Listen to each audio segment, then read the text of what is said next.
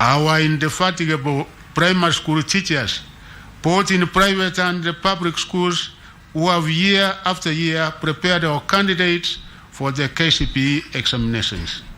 4, field officers from both the Ministry of Education and the Teacher Service Commission, who have combed every part of the country for 38 years, checking that the runners are taught well and that quality is upheld. 5, security agencies from the Ministry of Interior and the National Administration and the Ministry of ICT, who annually work to ensure security of the KCPE examination. 6, parents who toiled and moiled to support the implementation of the primary school system and the 844, even when there were concerns of resource constraints. 7, development partners who committed their resources to support our country in implementing their school system. The list of all those that I wish to acknowledge for their role in the success of the 844 system in the primary school level is endless. Allow me to therefore thank everyone who in one way or the other was instrumental in the success of our school system.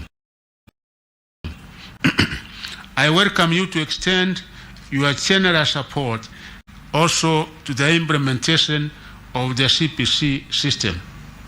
Allow me to register my appreciation to His Excellency the President Dr. William Ruto for leading the agenda of education in the country and for instructing me to coordinate his work at the sector level. Education embarks on each household at individual levels. It is the backbone of any country's socio-economic well-being. Our President has made all efforts to ensure that the quality of education is upheld through various initiatives instituted under his leadership. I also wish to recognize with appreciation the support accorded to the Ministry of Education by my counterparts in other government ministries, departments and agencies during the field administration of the KCPE and the ongoing KCSE examinations.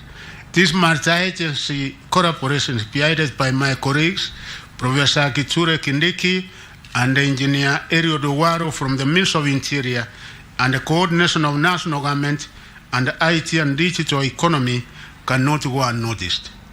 I am proud that our country managed to deliver the KCPE examination in the face of the El Nino challenges.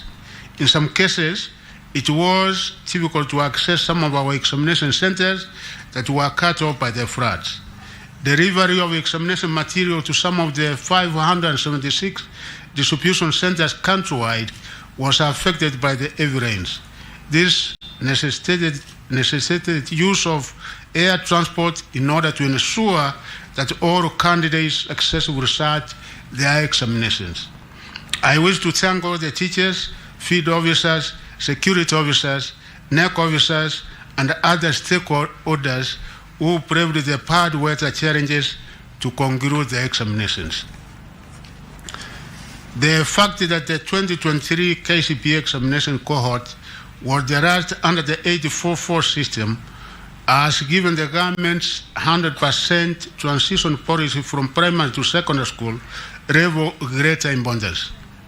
We are all aware that any candidate who could fail to transition to Form 1 will not have an opportunity to repeat a class, as was the case in the past, owing the end of the KCPE examination.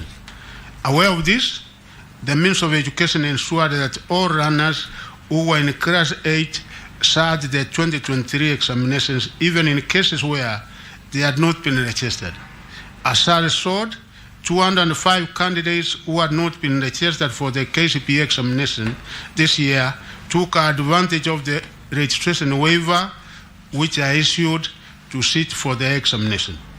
They are therefore among those whose results we are releasing today, and they will therefore have an opportunity to join Form 1 next year.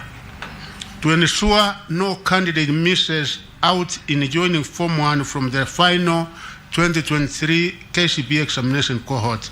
The Ministry of Education will conduct thorough mapping of any those who may have failed to sit the examination of this year in order to administer a special examination in January 2023.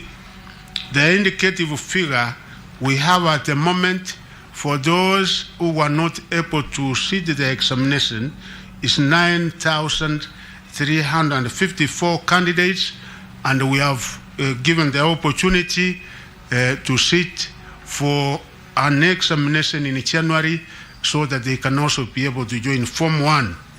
I wish to assure the country that the government has enough capacity to accommodate all the 1,406,557 candidates who sat their KCB examination in 2023. Therefore,